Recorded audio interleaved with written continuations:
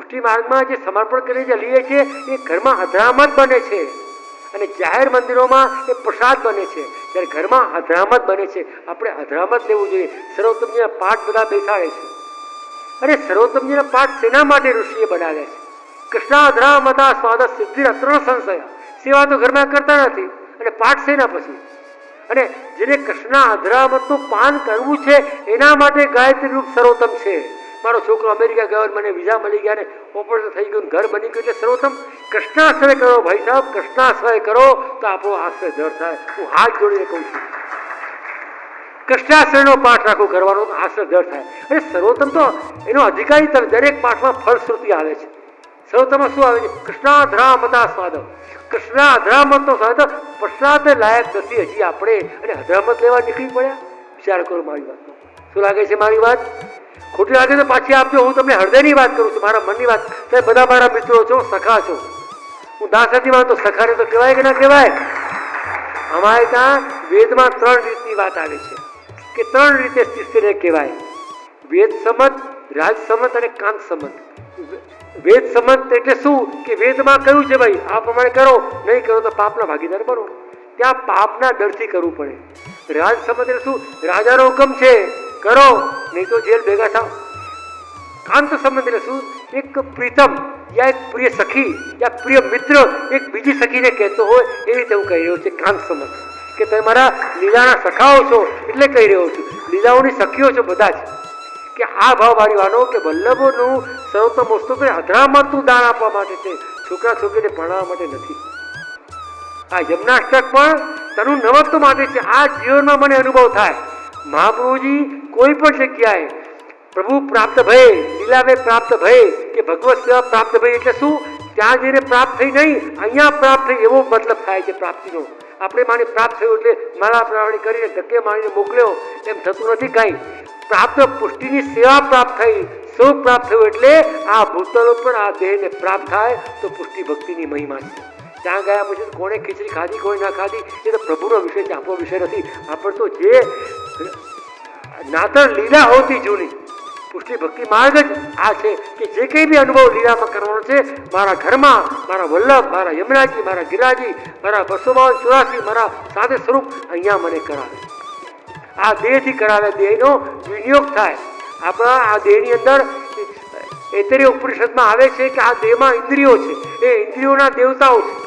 જ્યારે આ દેહ સામાન્ય વ્યક્તિને મળે છે ત્યારે દેવતાઓ શ્રાપ આપે છે, દુઃખી થાય છે કે આ મનુષ્ય દેહ મળ્યો છતાં ભગવાનનું નામ લેતો નથી, ભગવાનનું કામ કરતો નથી, એ ઉલટા કામ કરે છે.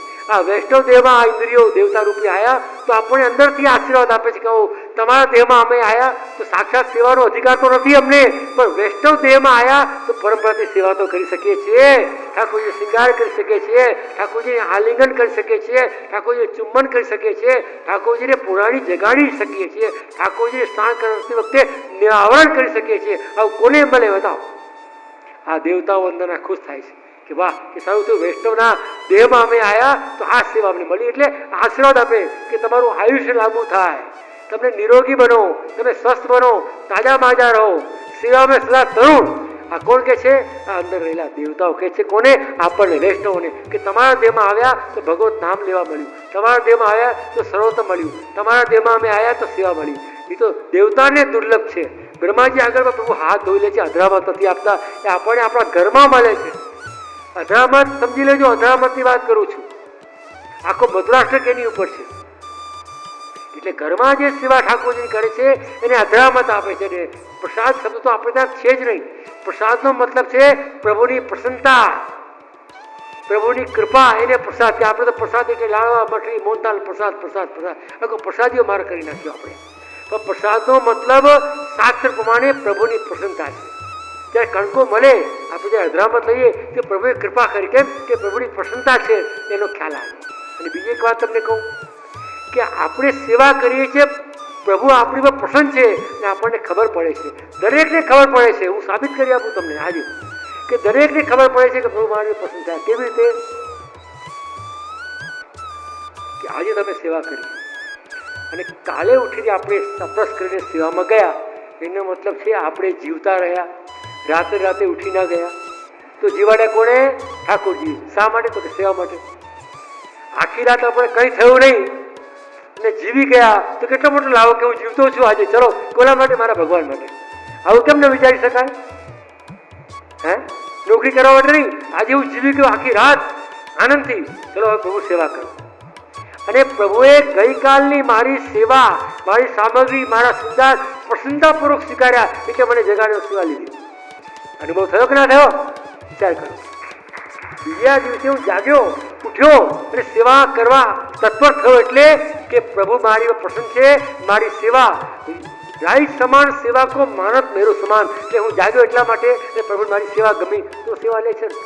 એકવાર તમે કોઈ વસ્તુ બને અરોગાવ અને ના ગમે તો ના પાડવું, આ ના બનાવતા, તો ગમે શું કહું, બને લાવજો, મને ગમ્યું. એમ ઠાકોરજી પણ તમારી સેવા બીજા દિવસ શા માટે લઈ રહ્યા છે આપણી, કે આપણી સેવા અને આપણે બંને ઠાકોરજીને પ્રિય છીએ. એટલે હવે આટલું બધું તમે બીજે ક્યાંય જાહેર મંદિરમાં જાઓ તમને અડવાવી ના દે, તમારા પૈસા બધા લઈ લેશે. એમ કહેવાય યશોદાજી બિરાજે સેવા કરવા, યશોદાજી ખિસ્સામાં નાખી દેશે પૈસા. શું કહેવાય? યશોદાજી સેવા કરે છે. યશોદાજી ખિસ્સામાં નાખે પૈસા, કે આપણે આપણા દીકરાને વાળીએ તો બીજાને આપીએ ને, આજે યશોદાજી આમ કરીને ખિસ્સામાં નાખી દે છે કે નહીં? આપણને કોઠે પડી ગયું છે. પણ સાચી વાત તો હું કહીશ. તમે માનો ના માનો મને કંઈ ફરક નથી પડતો. હું વલ્લભનો છું, તમે વલ્લભના છો, એટલે કહેવાની છૂટ છે. તમે જે વલ્લભના ના હો તો ના કે, તમે વલ્લભના છો ને છો. એ તો આજે આ આશ્રયમાં આપણે ભેગા ના થઈએ, કારણ કે આ પોષણ મને એકલા નહીં, આપણને મને ને તમને બંનેને મળી રહ્યું છે. હું જે આ બોલી રહ્યો છું, તમારા હૃદયમાં બિરાજેલા વલ્લભ, તમારા ઘરમાં બિરાજી કંઠી, તમારો એવો લીલાનો સ્વરૂપ મારા હૃદયમાં બિરાજીને કહેવાઈ રહ્યું છે. એવું માનજો તમે. હવે તિરોહિતા દેવેશુ કષ્ટે વગરતી ભૂમા. હવે દેવ જ્યારે તિરોહિત થઈ જાય, હવે તમને એક વસ્તુ કહું કે આપણે ત્યાં સેવ્ય સ્વરૂપ હોય. એક જગ્યાએ